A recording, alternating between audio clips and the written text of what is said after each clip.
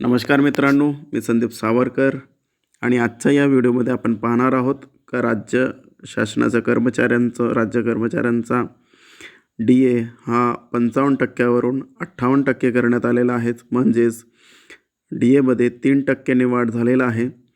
आता हा 3% झालेला वाढ कसं कॅल्क्युलेट करायचा आणि तो एक्सेल शीटमध्ये कसं कॅल्क्युलेट करायचं त्याबद्दलची संपूर्ण माहिती आपण या व्हिडिओमध्ये पाहणार आहोत.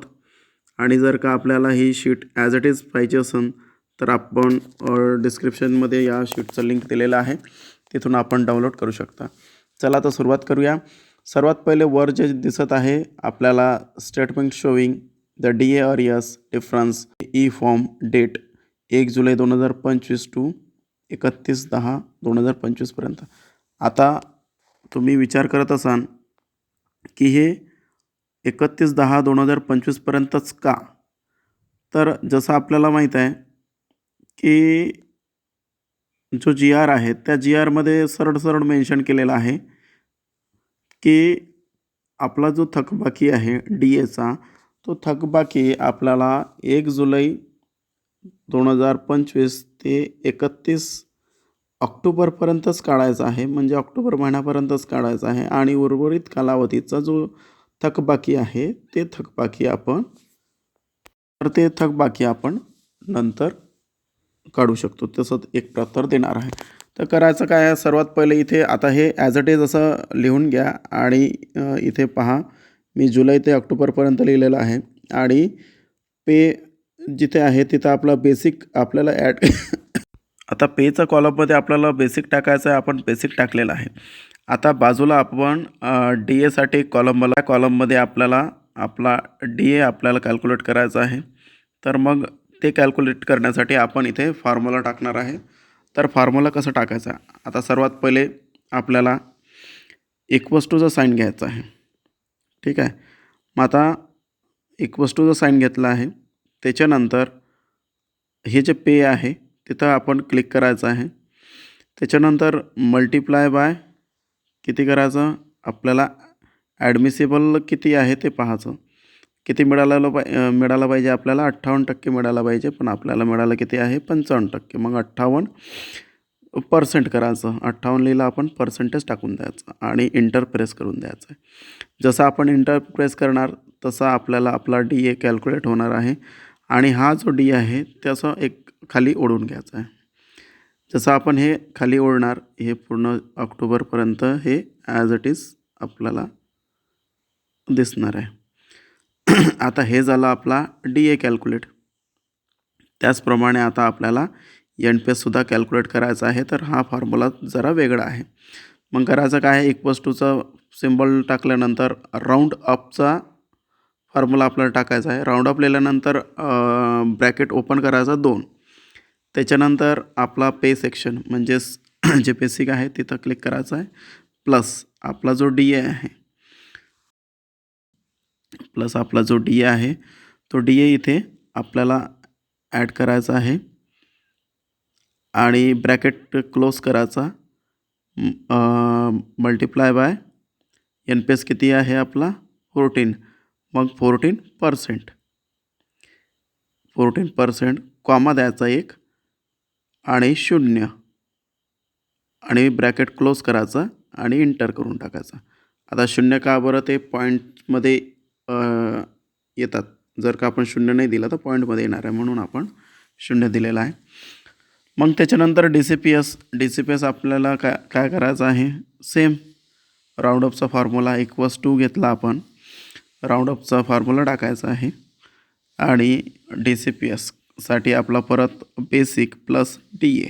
बेसिकवर क्लिक करायचं आहे आणि DAवर क्लिक करायचं आहे. इक्वल्स टू साईन राऊंडअप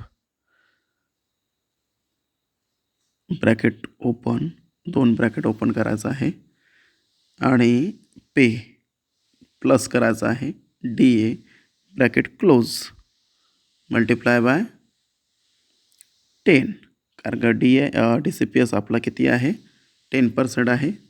10% करायचं, कॉमा द्यायचा, 0 ब्रॅकेट क्लोज आणि इंटर. जसं आपण इंटर करणार आपल्यासमोर आपला DCPSचा अमाऊंट कॅल्क्युलेट होणार आहे. मग आता याला खाली असं ओढून घ्यायचं आहे. सेम आता हे झालं आपला ॲडमिसिबल, म्हणजे आपल्याला एवढं मिळालं पाहिजे बा. मग आपल्याला किती मिळालेलं आहे त्याची माहिती इथे आपल्याला लिहायचं आहे. म्हणजे बेसिकमध्ये तर काही बदल होणार नाही आहे. बेसिक आपला ॲज इट इज आहे DA. सेम फॉर्म्युला जसं इकडे आपण कॅल्क्युलेट करताना फॉर्म्युला यूज केला होता तोच फॉर्म्युला आपल्याला यूज करायचा आहे. मग आता मी इक्वल्स टू घेतला आणि बेसिक सिलेक्ट केला, मल्टिप्लाय बाय 55%. ठीक आहे, खाली असं ओढून घ्यायचं आहे.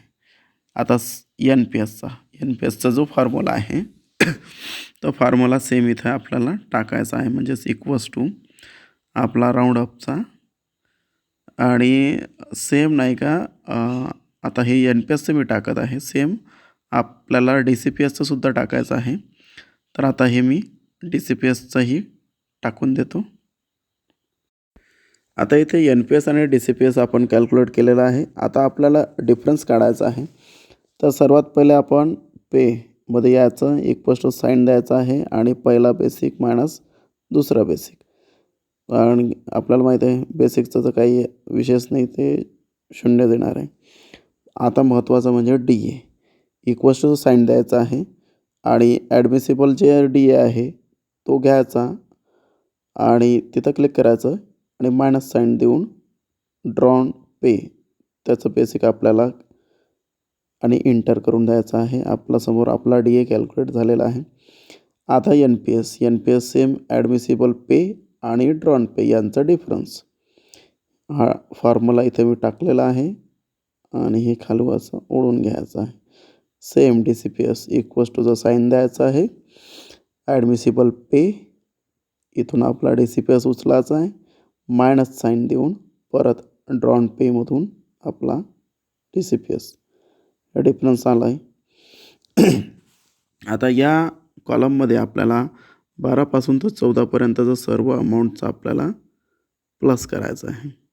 ठीक आहे, मग इक्वल्स टू साईन द्यायचं आहे आणि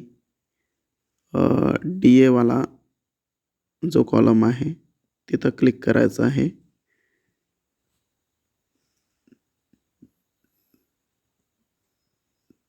त्याच्यानंतर प्लसचं साईन द्यायचं आहे आणि NPSच्या कॉलमवर क्लिक, परत प्लस आणि DCPS. ठीक आहे, आता हे अमाऊंट तयार झालं, याला खाली असं ओढून घ्यायचं आहे. आता आपला जो शीट आहे तो तयार झालेला आहे. आता आपल्याला सर्व जे आहे आता हे प्रमाणपत्र आहे, प्रमाणपत्र आपल्याला ॲज इट इज ठेवायचं आहे.